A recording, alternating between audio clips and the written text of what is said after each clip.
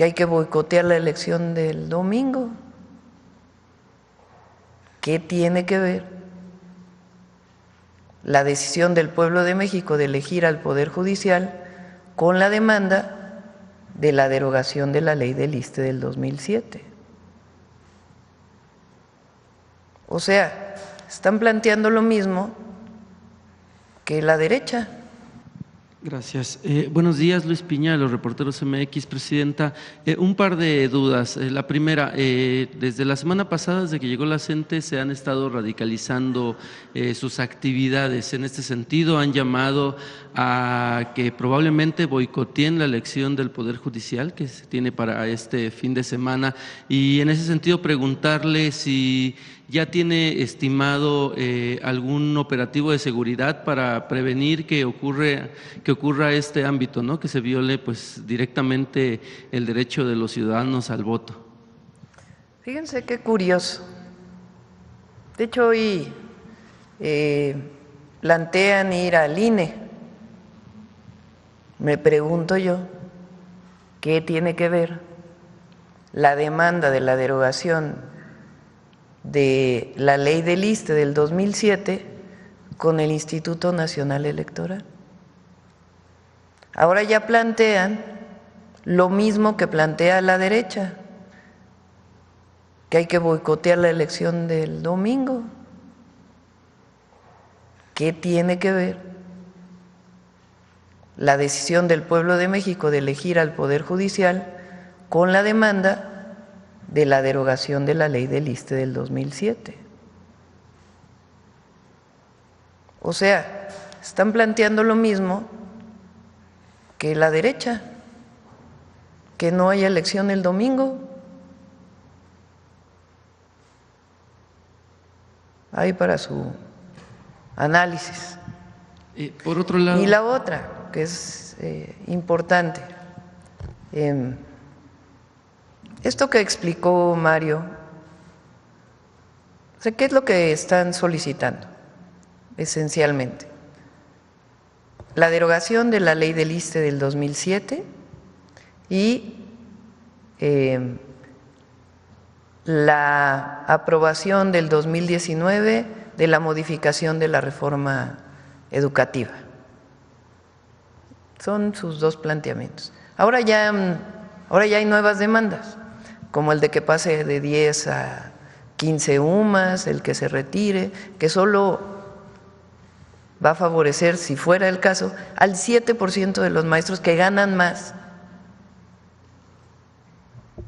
Y algunas otras demandas que ahora están planteando. Entonces, ¿qué es lo que nosotros decimos? Si bien es cierto que nosotros tampoco estamos de acuerdo con la reforma del 2007 que hizo Calderón, regresar a una situación previa a la del 2007 en este momento representa una carga a las finanzas públicas que no puede atender el Estado mexicano. Pondríamos en problemas a los recursos públicos para programas de bienestar, para obra pública, para el salario de los trabajadores del Estado, todo lo que representa el presupuesto público. ¿Qué dicen algunos maestros de la CENTE? Bueno, si hay dinero, está en la deuda que le deben los estados del ISSSTE a la Federación. Es cierto, los estados tienen deudas con el ISSSTE que no han pagado de hace muchos años, pero no es porque no quieran, sino porque tienen problemas, porque ellos también tienen maestros estatales, no todos los maestros están federalizados. Entonces, han estado cubriendo pues los salarios, los sueldos y la mejoría de las prestaciones de los trabajadores que están adscritos a los estados. No es un asunto de querer o no querer o presionar a los estados. Más bien lo que estamos haciendo es sentados en una mesa de trabajo para poder quitar intereses y otros temas para que se puedan saldar esas deudas de los estados. Entonces, eso es el primero, que no es como lo plantean. Lo segundo, dicen, no, si hay dinero, están en las Afores. Entonces, ¿qué es lo que pasa? Que los trabajadores desde el 2007 aquellos que decidieron estar en cuentas individuales en aquella época o que se han ido integrando como trabajadores del Estado o del Instituto Mexicano del Seguro Social, tienen cuenta individual. Entonces, la cuenta individual del retiro le pertenece al trabajador, no le pertenece ni al Estado ni a los bancos, le pertenece al trabajador. Entonces, no es de que vas a tomar las cuentas de los trabajadores para financiar lo que ellos están planteando, porque hoy pues tienen un dueño esas cuentas individuales. Ahora, ¿qué planteamos nosotros?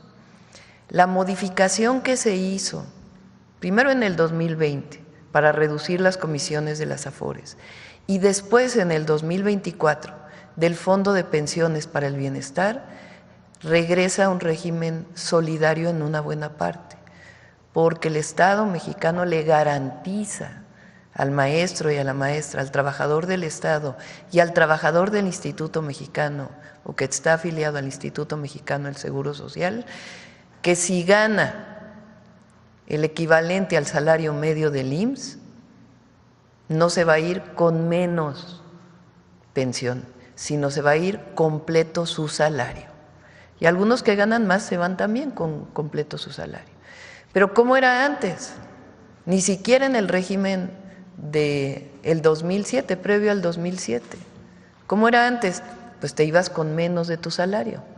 Ahora se está garantizando con el Fondo de Pensiones para el Bienestar que te vas con tu salario completo, si ganas lo equivalente o menos.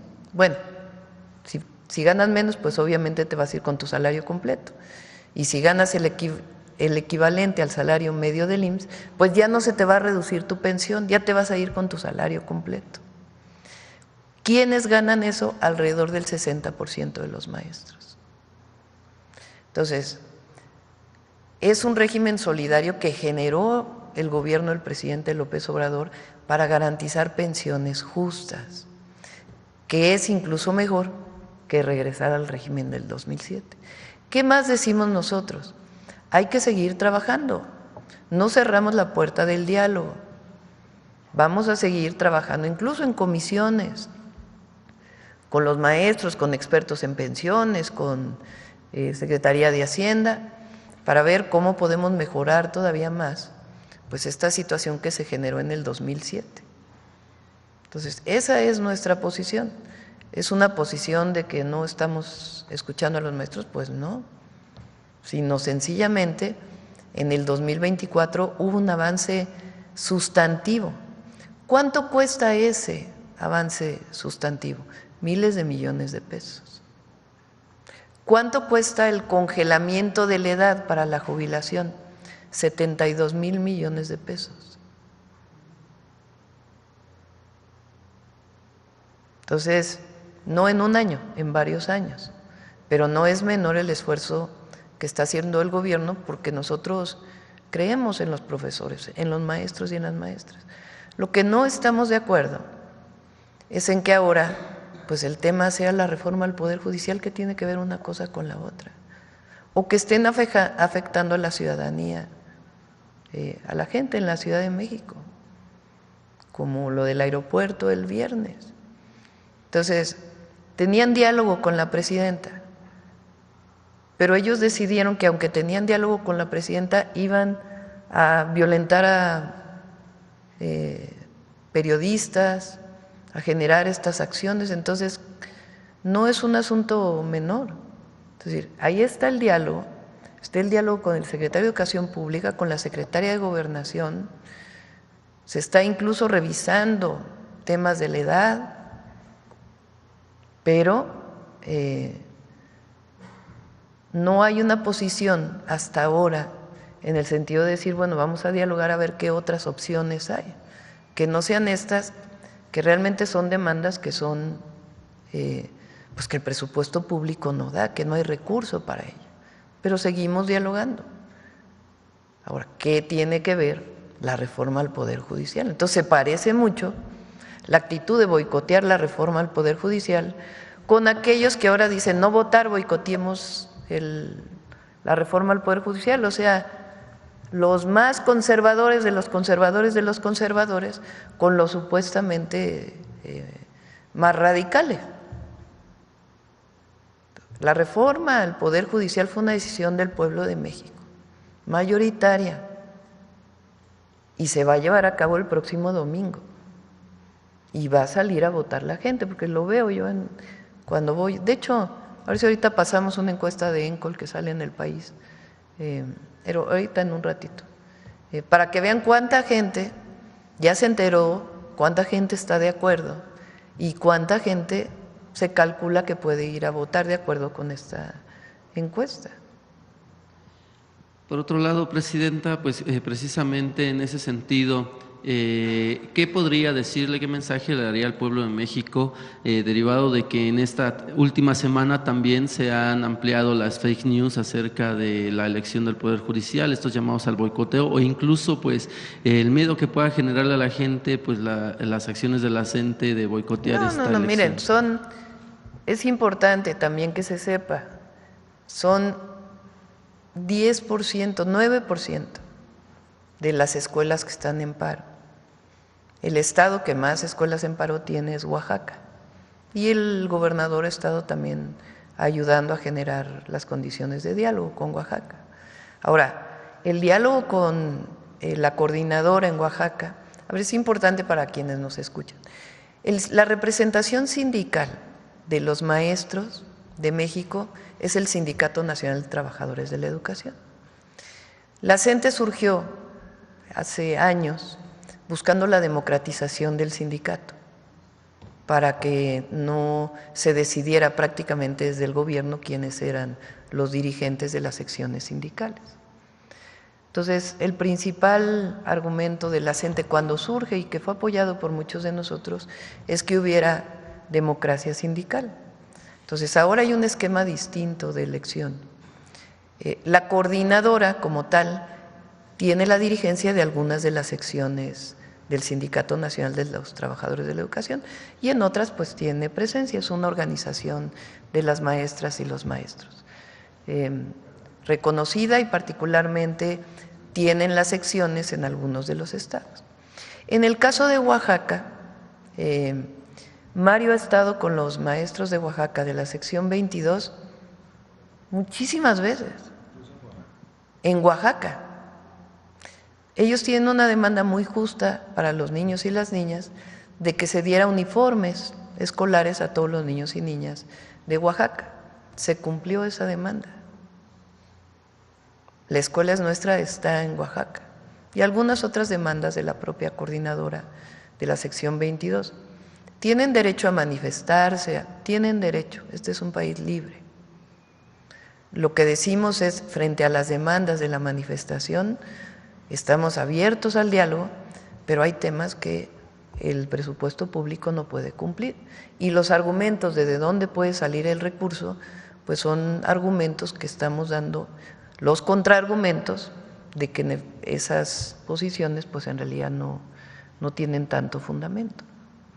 Entonces, lo que pedimos es manifestación pacífica, que no se afecte a la gente en la Ciudad de México principalmente, y que nos expliquen qué tiene que ver la reforma al Poder Judicial con las demandas del Magisterio Nacional. Bueno, ahorita ustedes ya exponen las razones por las cuales, las respuestas que han dado a las diversas exigencias de la CENTE, pero preguntar si entonces esto significa que de parte del gobierno no hay aún alguna propuesta distinta, es decir, mantiene usted como presidenta pues que haya apertura al diálogo, pero es decir, ¿no hay hasta ahorita alguna respuesta distinta o propuesta que se pueda llegar ante la CENTE? Sí, hay diversas propuestas y que tienen que ver con seguir discutiendo. Hay varias propuestas sobre la mesa. El tema nada más es que pues, se reconozca que hay estas propuestas. Miren, el incremento salarial del 9% más 1% adicional en septiembre representa alrededor de 37,000 millones de pesos. Es casi lo mismo de la pensión Mujeres Bienestar. O sea, es un esfuerzo muy importante que se está haciendo. Y no nos vamos a endeudar. ¿Eso qué quiere decir? Pues que nosotros nos apretamos adentro del gobierno para poderle dar un aumento salarial justo a los maestros y maestras. ¿Cómo están sus jubilaciones? Bueno, ahora con el Fondo de Pensiones para el Bienestar, pues prácticamente se van con su salario completo.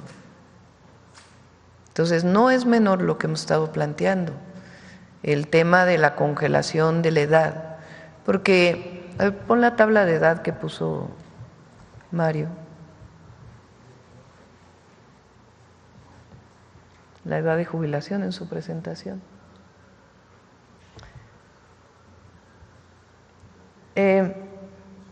La reforma del 2007 le preguntó a los que éramos trabajadores del Estado, ¿dónde te quieres quedar?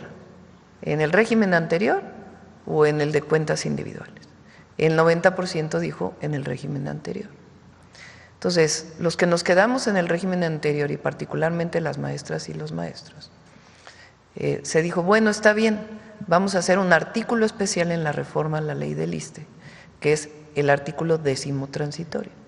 Ese artículo 10º transitorio dice que para poderte jubilar por edad debes cumplir 30 años de servicio, pero no solamente 30 años de servicio, sino tener una edad mínima. Pero la edad mínima va creciendo cada 2 años. Entonces, por ejemplo, ahora, quien se jubila en el 2025, para hombres debe cumplir 30 años de servicio y 58 años de edad. Para las mujeres, 30 años, 28 años de servicio y 56 años de edad. Pero en el 26 y el 27 va a subir. Va a ser 30 años de servicio, 59 años de edad y 57 para hombres y mujeres respectivamente. Y en el 28, 60 años de edad y 58. Entonces, ¿qué estamos planteando nosotros? Vamos a congelar que ya no aumente la edad de jubilación. 30 años de servicio y lo congelamos en 58, 30 y 28, o sea, 30 años para hombres, 28 para mujeres. Y la edad mínima, 58 años y 56 años. Ya no va a crecer. Eso es lo que estamos planteando y dialogando con ellos sobre este tema y muchos otros temas. Entonces, la gran mayoría de los maestros de México están de acuerdo con esto. Hay un grupo de la CENTE, porque además hay CENTE en otros lugares que no están en paro. También hay que decirlo. Entonces, hay una parte de la coordinadora que dice, pues no, derogación de la ley del ISSSTE del 2007 o derogación de la ley del ISSSTE del 2007, no hay de otra. Y dicen que yo lo dije, en efecto, en un tiempo lo dije, cuando estábamos en contra de esto, pero el Fondo de Pensiones para el Bienestar es incluso mejor en el monto de las pensiones. Entonces, lo que nosotros les decimos es, no se puede regresar a la ley del ISSSTE del 2007 porque no alcanzan los recursos. Pero seguimos dialogando para ver qué otras cosas adicionales al Fondo de Pensiones para el Bienestar, el tema de la edad, podemos seguir trabajando para mejorar la pensión de los trabajadores del Estado. Okay. Pero se ha hecho bastante por parte de la Cuarta Transformación. Imagínense un maestro que ganaba 16,000 pesos, que se iba con 4,000 de pensión, ahora se va a ir con 16,000. Díganme si no es un avance sustantivo. Y el Fondo de Pensiones para el Bienestar pues asume una parte solidaria. ¿Quién pone ese complemento? Pues recursos diversos que se fueron planteando cuando se formó el Fondo de Pensiones para el Bienestar. Entonces, hay un esfuerzo muy, muy importante y todo esto, hay que decirlo, es a partir de la austeridad republicana del gobierno, de la Cuarta Transformación, de recursos que antes se iban a la corrupción y que hoy se integran a la pensión de las maestras y los maestros. Ya ahorita usted expone pues el cuestionamiento justamente a la manera en la que ha procedido la CENTE. La semana pasada, además de los bloqueos, acudieron a embajadas como Alemania, Francia, Canadá, Indonesia, entre otros, a entregar un escrito, según explica la propia CENTE, de lo que han enfrentado en el país en su lucha. ¿Cómo toma usted justamente que ahora también están recurriendo a las embajadas? No conozco el escrito, no sé qué fue lo que plantearon a las embajadas. Lo que ustedes pueden ver pues es que hay libertad y no hay represión. No hay represión. Lo que pedimos, pues imagínense, nosotros somos los que estamos diciendo, siéntense en la mesa a dialogar, ahí está la mesa para dialogar. Pero esta pues forma antidemocrática, digamos, pues nosotros no estamos de acuerdo y tenemos, así como ellos tienen el derecho a decir que no están de acuerdo, nosotros también. Y lo que pedimos pues es que se establezca sobre reglas el diálogo. Y está abierto, ahí están en la Secretaría de Gobernación, cuando establezca la CENTE o el grupo de maestros y maestras que está hoy en el Zócalo para poderse sentar a dialogar. Pero ¿cómo es que no se quieren sentar a dialogar? Entonces,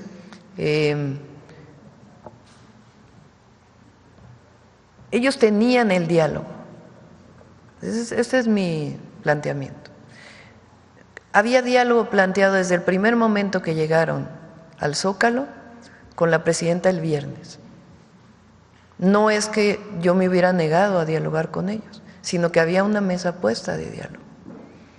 Y aún así, ellos de todas maneras golpearon periodistas, cerraron el aeropuerto. ¿Con qué demanda? Que la presidenta se siente a dialogar. O sea, ¿cómo? Si ya me iba a sentar a dialogar. Entonces, es un asunto, me parece que si ya tienen toda la atribución, ¿para qué sentarse con la presidenta? ¿Qué objetivo tiene sentarse con la presidenta? Entonces yo también, yo no me represento a mí misma, yo represento al pueblo de México. En mi persona, no es Claudia Sheinbaum, es la presidenta electa con el 60% de los votos. Entonces, es la institución presidencial, no como la de las épocas del priismo, del panismo, sino lo que representamos. Entonces, también uno tiene que asumir lo que representa. Entonces, ellos tienen toda la atribución. Mario, Rosa Isela, Martí, estamos en contacto permanente, no habría diferencia si se sientan conmigo, si se sientan con la secretaria y el secretario y el director del ISSSTE y Secretaría de Hacienda. Ellos tienen toda la atribución, no habría nada más pues si se sentaran con la presidenta.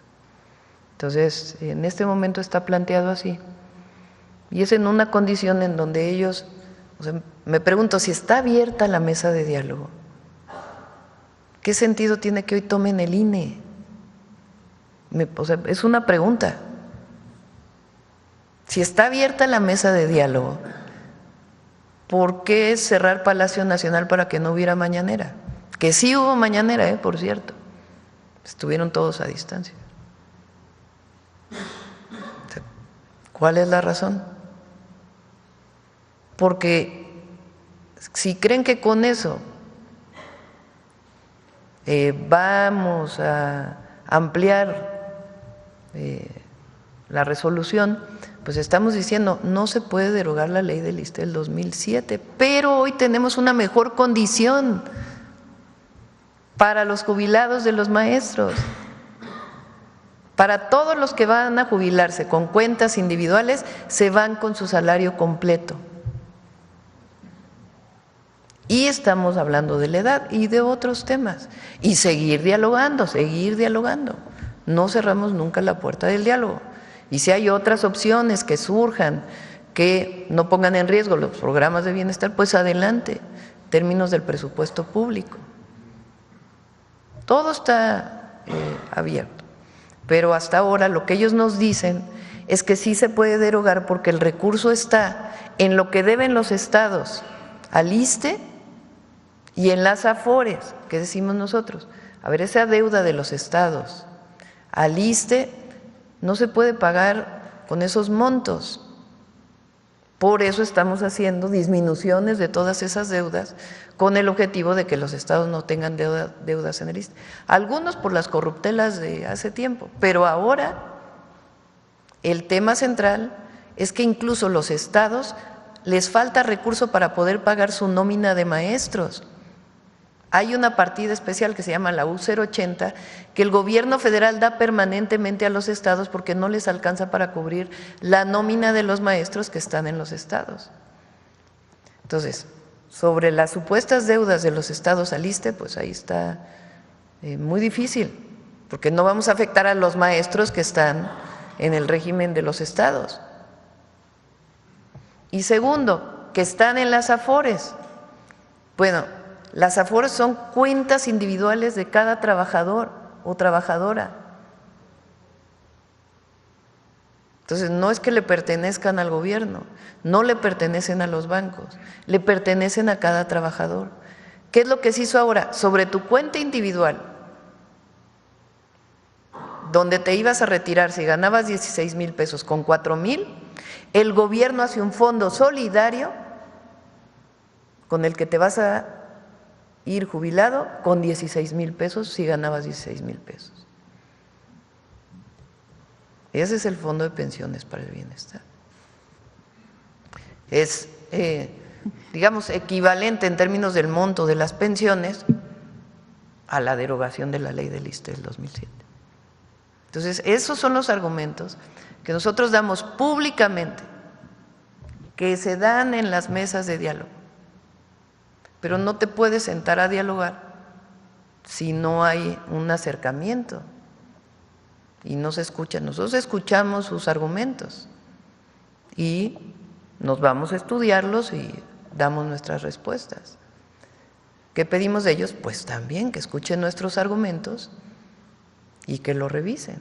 Ahora explíquenme ustedes, y eso se lo dejo a ustedes, a todos a quien nos escucha, ¿qué tiene que ver las jubilaciones de las maestras y los maestros con boicotear la elección del Poder Judicial?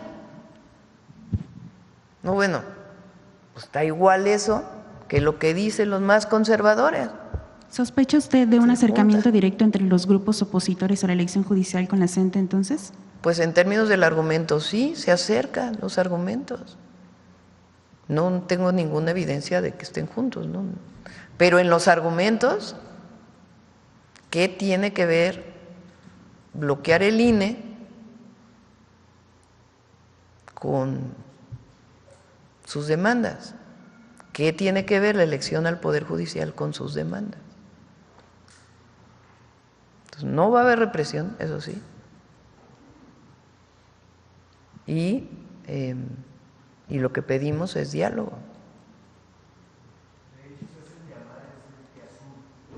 ¿Ah, sí?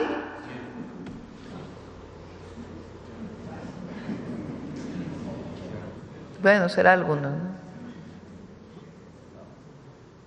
Entonces, antes había una criminalización a los maestros. O sea, Claudio X González, que fue uno de los autores de la reforma educativa del 2013,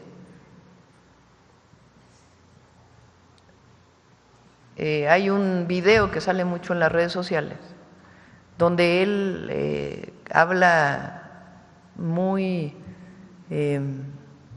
de forma muy discriminatoria contra los maestros, de una forma despectiva hacia los maestros y las maestras. Después de eso se dio la represión de Nochistlán, justificada por ese argumento. Entonces, nosotros no usamos ese lenguaje, pero no estamos de acuerdo. No estamos de acuerdo. En el 2013 la reforma educativa, fíjense lo que hacía. Si un maestro en su evaluación no supuestamente pasaba la evaluación, se le corría.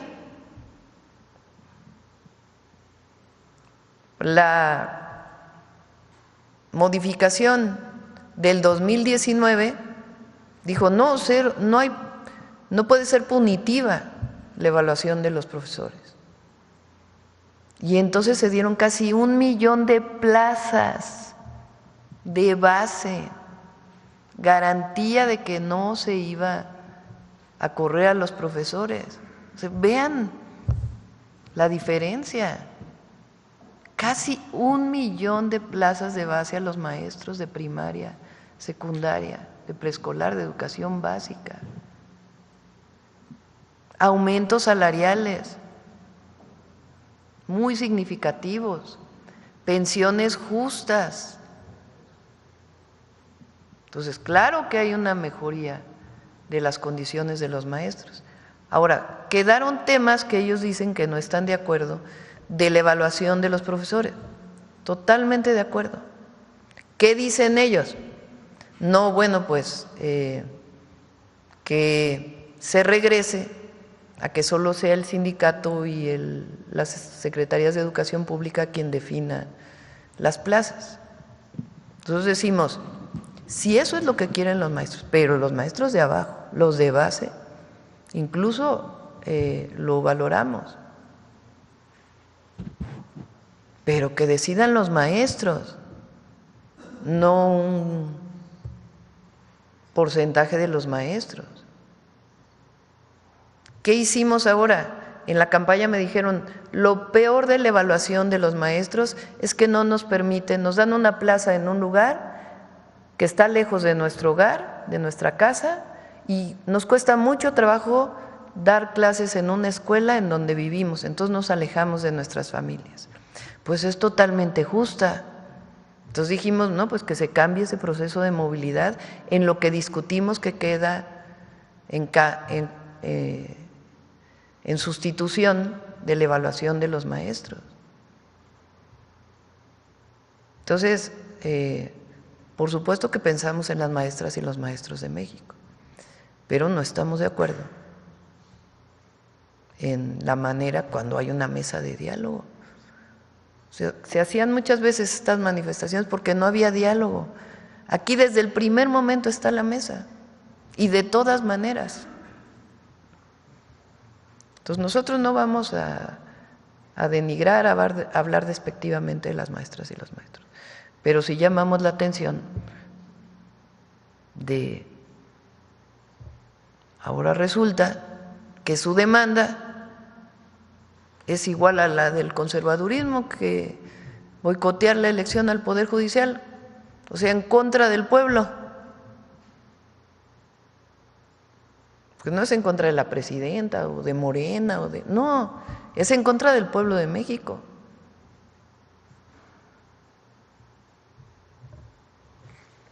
Fíjense, vamos a la encuesta de ENCOL, que salió hoy en El País. Desde el principio, por favor, toda la encuesta.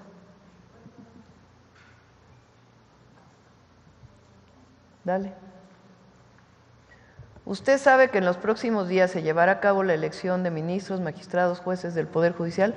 86% sabe. Adelante. ¿Cómo se informó? Noticias, televisión, radio, periódico, a través de redes, 51%, de redes sociales 21%, propaganda de los propios candidatos 11%, conversaciones con amigos y familiares 4%. Adelante. ¿Me podría decir cuándo será la elección a ministros, magistrados? 48% sabe que es el 1 de junio y 12% sabe que es en junio.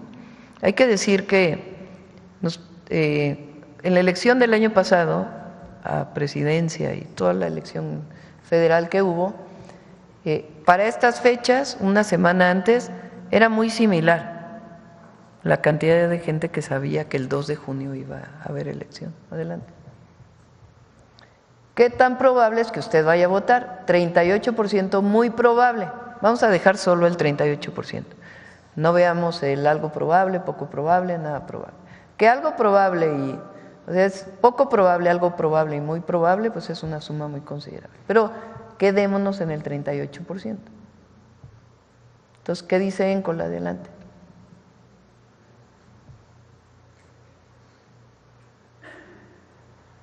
Dice, el próximo domingo se llevará a cabo la primera votación para elegir a ministros, magistrados, jueces del Poder Judicial. En general, ¿usted considera que esta elección es necesaria o innecesaria? Es necesaria 72%.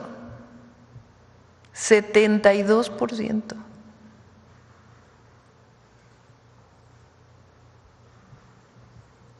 Es innecesaria 23%. 5% no sabe, no contestó. Adelante.